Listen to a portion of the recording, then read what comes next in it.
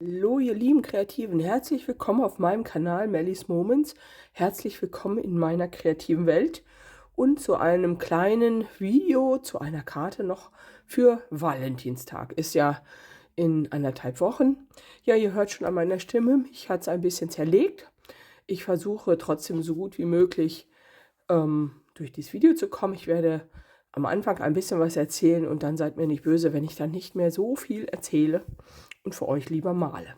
Ihr seht schon ein paar Dinge hier auf meinem Tisch. Ich werde heute die Farben von Victoria von VH Aquarell benutzen. Schaut gerne unten in die Videobeschreibung, da ist ein Link dazu. Einmal ein Link zu den Farbkasten, den ich mal zusammengestellt habe. Da werde ich heute mitarbeiten und natürlich ein Link zu ihrem Shop. Und ich werde heute auf jeden Fall mal ein paar Glitzerfarben von ihr benutzen. Metallic und Chamäleonfarben, das ist meine Sammlung. Ich kann euch die nur empfehlen, die sind wunderschön. So, aber die kommen erst noch mal zur Seite. Womit starten wir als erstes? Wir starten damit, ich möchte mir ein paar Farben hier raus. Ich möchte die Farben ein bisschen harmonisieren. Wie funktioniert das? Das sind alles sowieso wunderschöne Farben, aber ich möchte sie ein bisschen miteinander abstimmen und das mache ich mit der Muttermethode. Ganz tolles Video, verlinke ich euch hier unten in dieser Videobeschreibung. Von mir ein Video dazu, wie alle Farben, die ihr habt, so aufeinander abstimmen könnt, dass sie immer miteinander harmonisieren. Und das machen wir in diesem Fall auch. Also ich möchte hier ein paar, die Farben sind ja sowieso schon harmonisch, ne? Kannst du nicht anders sagen. Aber es gibt halt einen Trick, wie man das nochmal ein bisschen besser hinbekommt, so dass sie noch ein bisschen schöner harmonisieren. So, ich schnapp mir mal die Farben, die ich heute nutzen möchte. Ich mache mir hier eine Gelbtonmischung hinein. Ein bisschen von beiden Farbtönen, die ich habe, ein Zitronengelb und ein Indischgelb, und mache mir daraus so richtig schönes Mittelgelb und touch mir hier die Farbe einmal auch in der Mitte. In der Mitte werde ich jetzt die Mutterfarbe machen. So, nächsten Farbton, den ich nehmen möchte, ist eine Mischung aus den beiden Rottönen, die ich habe. Ein Zinnoberrot. Jetzt habe ich schon den Fehler gemacht, habe die Farbe nicht reingetitscht. So. Und ein Kaminrot. So, da bekomme ich so ein wunderschönes Rosenrot. Auch hier einmal in die Mitte. Natürlich darf das Magenta nicht fehlen. Das werde ich aber pur nehmen gleich. Aber ich möchte mir hier noch so einen lila Ton schaffen. Darum werde ich das Magenta mit so ein bisschen, ja, sehr schön Blau noch mischen. Und bekomme hier dann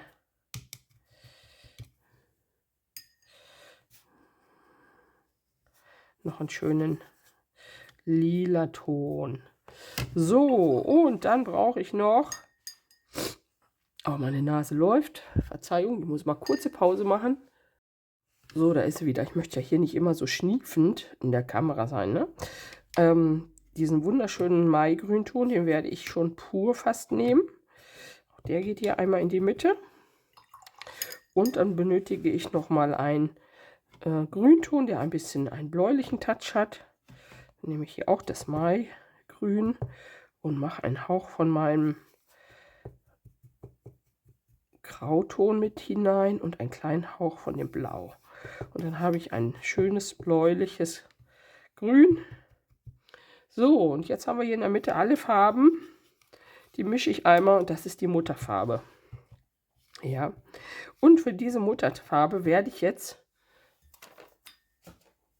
in jede von diesen Farben ein bisschen mit reinrühren. Ganz wenig ins Gelb, ins Rot, ins Lila, ins Grün.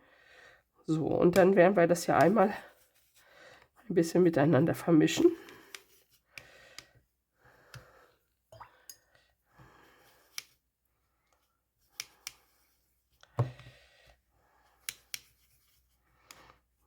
Das Rot ist mir jetzt schon ein bisschen zu dreckig geworden. Da kommt noch mal ein bisschen Frisches noch hinzu. Das ist aber ja gar kein Problem. Trotz alledem ist ja Mutterfarbe vorhanden. Und die macht dann so, dass die Farben sehr schön miteinander harmonisieren. So, und hier im Gelb ist nur ganz wenig, aber trotz alledem, schon das, was ich im Pinsel hatte, hat jetzt gereicht, um diesen Gelbton den anderen Tönen anzupassen. Das ist sowieso etwas, was gleich beim Malen auch nochmal in Benutzung kommt, die Farbe, die im Pinsel ist. So, okay, unsere Farbpalette steht. Die tue ich zur Seite. Ich blende euch jetzt hier mal links ein mein Referenzbild. Ich habe ein wunderschönes Bild gefunden bei Pinterest und wie immer habe ich mir das kurz angeschaut, habe die Idee jetzt im Kopf und blende es weg. Ihr seht es hier nochmal und ich zeige euch jetzt die Umsetzung von mir zu diesem Bild. Ich habe hier erst nochmal mein Easy Stamp. Da habe ich mir jetzt Papier eingespannt und zwar das neue, was ich mir gegönnt habe, Watercolor Joy von Hanemühle. Schaut in die Videobeschreibung, ich finde, es ist ein tolles Papier. Ein super Papier für günstiges Geld, für Anfänger, natürlich genauso auch wie für Profis geeignet und fürs Kartenmachen ist das total toll. So, dann habe ich mir hier mein Easy Stamp rausgeholt und spanne mir hier jetzt mal einen Stempel ein. Und zwar habe ich einen wunderschönen Stempel, den habe ich neu. Auch das kann ich euch unten verlinken. Moment, wo sind sie denn? Hier so eine Mischung mir geholt. Und hier passt jetzt viele Herzenswünsche. Und da wir Herzchen malen wollen, passt das wunderbar dazu. Den lege ich mir jetzt hier oben mal so hin. Spanne mir den in meinen Easy Stamp ein. Auch der ist unten verlinkt. Schnappe mir meine Stempelfarbe. Schwarz und wasserfest. Ihr könnt auch jede andere Farbe nehmen. Wir kommen diesmal nicht in Kontakt mit dem Stempel. Kann also nichts verlaufen. So, schwarz und wasserfest. Und stempel mir hier die vielen Herzenswünsche sehr schön hier auf mein Blatt Papier. Genau, dann geht das zur Seite.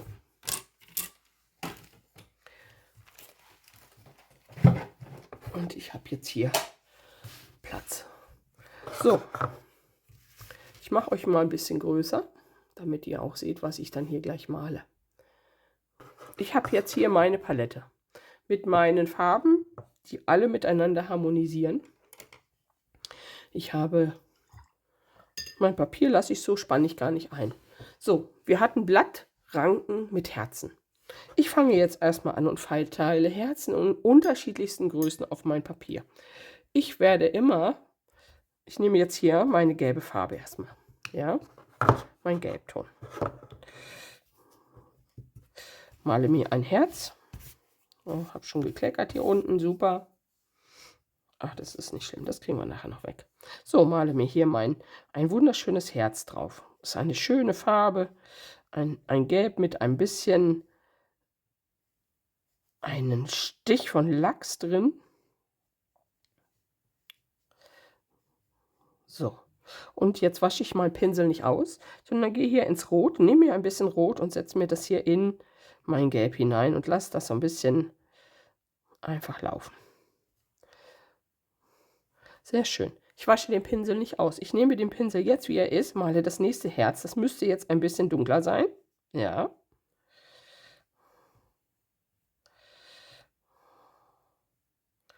Ist gar nicht so viel dunkler, ist sogar ein bisschen heller. Hätte ich noch ein bisschen mehr Farbe reinmachen können. Nehme noch mal ein bisschen mehr von dem Rotton und setze das hier auch rein.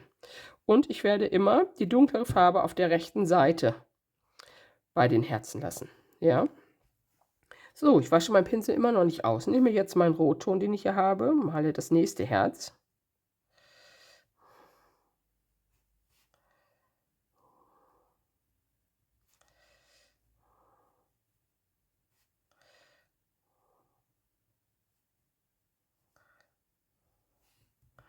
Sehr schön. Werde ich mir jetzt ein bisschen Magenta aus meinem Kasten nehmen und setze mir hier so ein bisschen Magenta noch rein. Super. Das nächste Herz wird mal ein bisschen kleiner. Pinsel wird immer noch nicht ausgewaschen. Die Farben vermischen sich jetzt sozusagen alle noch im Pinsel und werden hier auch im Pinsel sozusagen die Mutterfarbe bilden. Sehr schön, das finde ich so gut. Hier, wie schön das läuft, guckt euch das an. Das lasse ich mal so Natur, da mache ich nichts weiter rein. Ich werde jetzt hier noch mal das Magenta-Herz setzen.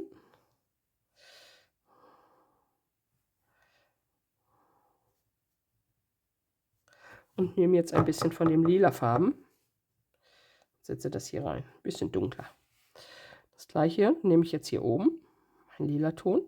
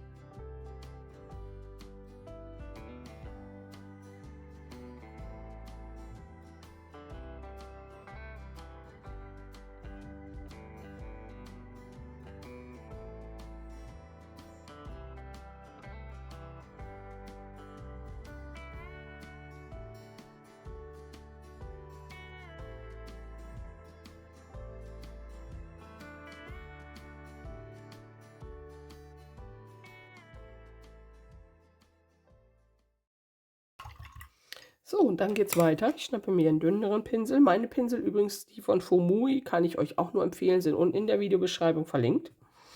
Und nun fangen wir an und nehmen die Grüntöne. Ich mache hier nochmal ein bisschen, ist mir ein bisschen zu dunkel, so von dem Maigrün nochmal dazu aus dem Kasten. Ja, ist rein mit Grün. Aber da hier ein bisschen Dreck, also nicht Dreck, Mutterfarbe mit drin war, passt sich das jetzt zu den anderen an. So, und dann fange ich an und ziehe einfach erstmal Hängelinien von oben nach unten und ich schaue, wo Herzen in einer Linie sind, da werde ich die miteinander verbinden. Zum Beispiel hier jetzt. Diese Herzen gehen jetzt hier oben zusammen.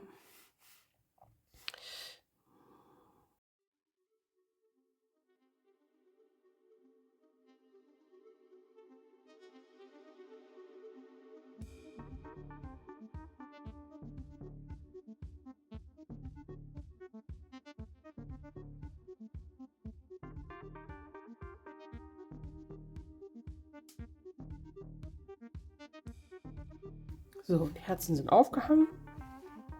Und nun beginne ich diese ganzen Herzchenlinien noch mit Blättern zu verzieren. Und zwar mache ich hier einfach nur große und kleine Blätter dran. Oben hin ein bisschen größer, unten ein bisschen kleiner. Ich gehe hier auch mal, wechsle auch mal den Grünton. Ja, setze hier die verschiedenen Grünblätter einfach an die Ranke ran.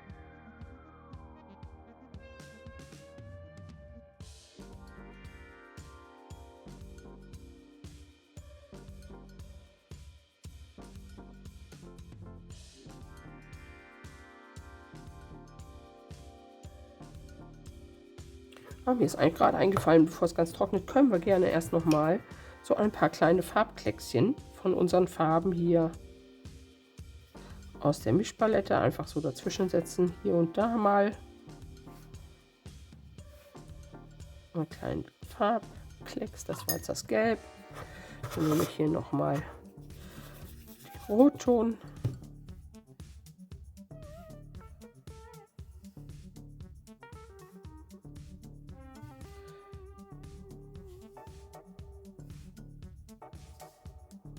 So.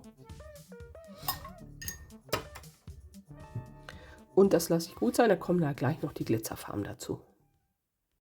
So ihr Lieben, das ist jetzt soweit getrocknet und jetzt möchte ich ganz gerne die Herzen noch ein bisschen verzieren und zwar mit der Glimmerfarbe Cameo und Metallic Farbe von Victoria. Schaut gerne, wie gesagt, unten in die Videobeschreibung. Und ich mache hier jetzt ein paar Dudelmuster einfach mit dieser Glimmerfarbe drauf. So, und ich versuche so ein bisschen in den Farben zu bleiben. Hier schnappe ich mir jetzt ein Orange Hell, ist diese Farbe. Und nee, ich nehme das Dunkel. Ich wechsle nochmal. Ich gehe auf das dunkle Orange und mal jetzt hier zum Beispiel mal einfach mir so ein paar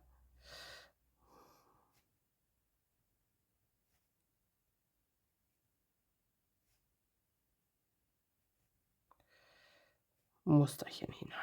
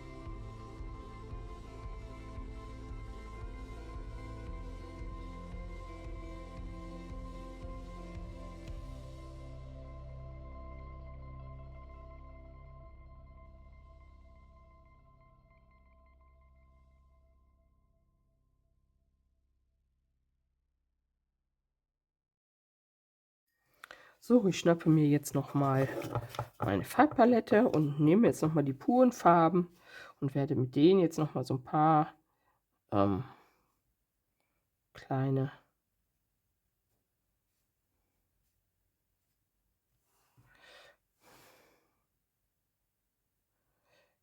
Schatten hier reinsetzen.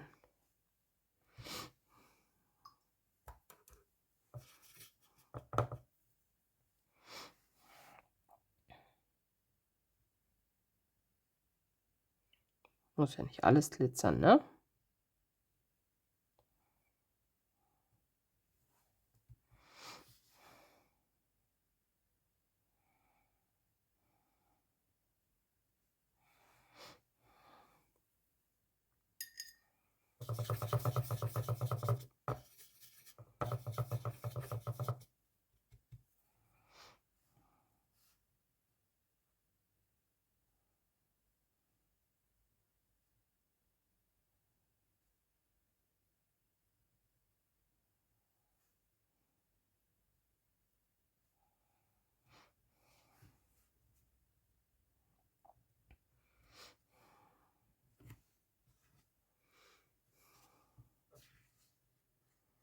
Aber es schimmert schon schön. Die Farben sind einfach, guckt euch das an, wie das hier schimmert, wenn es jetzt trocken wird. Schön.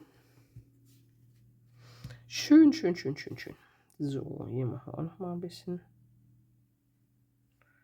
dunklen Rand.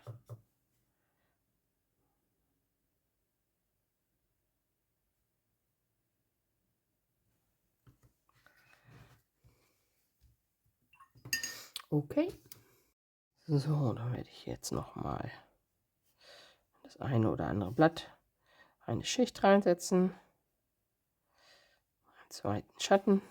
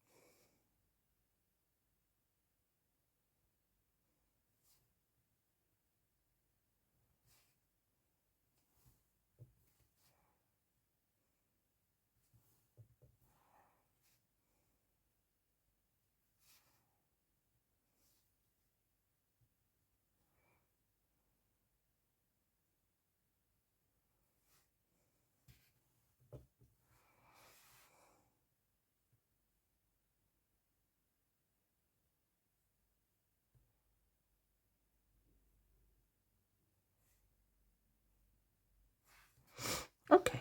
Und dann klebe ich das Ganze jetzt mal auf und wir sehen uns gleich am Ende wieder.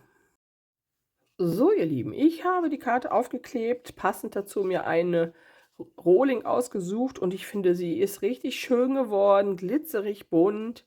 Ja, gefällt mir gut. Ich habe euch hier noch mal auch eine gemacht und zwar, wer so einen Stempel nicht hat, der macht das einfach ohne. Und ich habe hier auch tatsächlich mit Buntstiften gearbeitet und nicht so glitzerig. Es mag ja nicht jeder diese Glitzerart. Und hier habe ich einfach noch mal so ein paar kleine Herzchen frei in den Raum gesetzt. Also es bleibt euch selbst über, wie kreativ ihr da werdet, ne, und wie ihr das verziert, was euch am besten gefällt. Ja, ich hoffe, euch hat meine kleine Anregung für Valentinstag gefallen. Wenn ja, lasst mir gerne einen Daumen da, abonniert meinen Kanal und wir sehen uns im nächsten Video wieder. Macht's gut, eure Melanie.